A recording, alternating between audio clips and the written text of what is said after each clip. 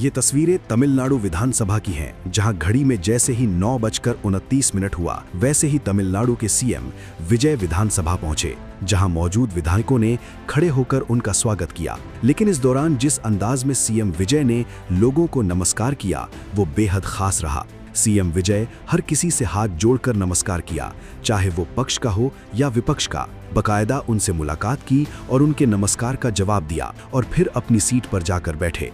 इसका वीडियो भी सामने आया है, जिसमें आप देख सकते हैं कि किस तरह सीएम विजय लोगों का अभिवादन स्वीकार कर रहे हैं।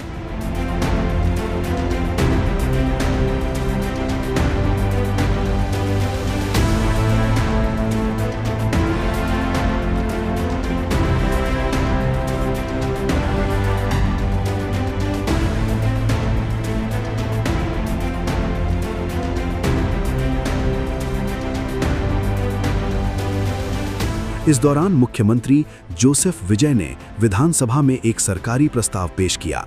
इसमें राज्य भर में आधिकारिक कार्यक्रमों की शुरुआत में राज्य गीत तमिल थाई वजुत्थु का गायन अनिवार्य कर दिया गया। राज्य विधानसभा में प्रस्ताव पेश करते हुए विजय ने कहा कि उनकी टीवी के सरकार तमिलनाडु के भाषाई और सांस्कृतिक अधिकारों पर कोई समझौता नहीं करेगी और उन्होंने विधायकों से इस विधेयक का समर्थन करने में राजनीतिक मतभेदों को दरकिनार रखने का आग्रह किया।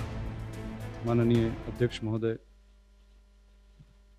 भाषा हमेशा संवाद का एक माध्यम होती है, इस बात से कोई इनकार नहीं कर सकता। ये दुनिया की हर भाषा पर लागू होता है, इससे भी कोई इनकार नहीं कर सकता।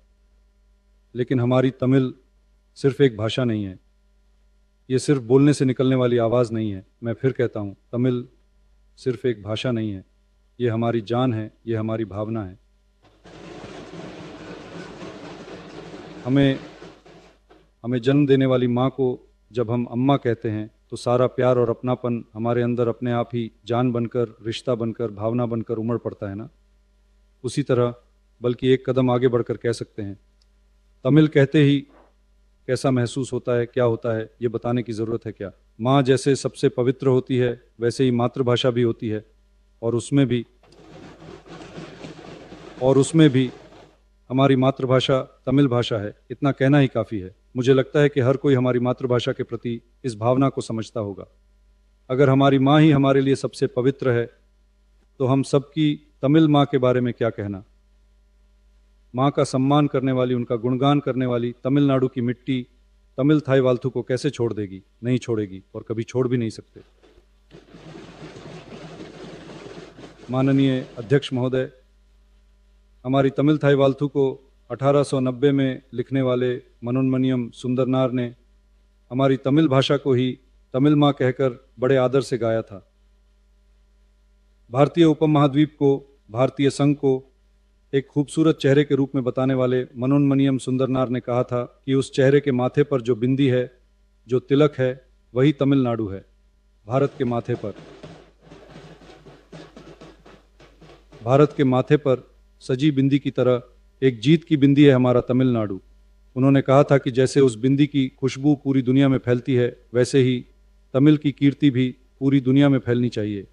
ये सच ही तो है। आज ऐसे देश बहुत कम हैं जहां तमिल बोलने वाले लोग ना हों। ऐसा कौन सा देश है जहां तमिल और तमिल लोग ना हों? मैं फिर से कह सकता हूं, तमिल सिर्फ एक भाषा नहीं है, ये एक संस्कृति है, ये एक सभ्यता है, ये एक सोच है, ये एक आत्मा है। फिलहाल के लिए बस इतना ही। बाकी अपडेट के लिए बने रहिए वन इंडिया हिंदी के साथ। Subscribe to One India and never miss an update. Download the One India app now.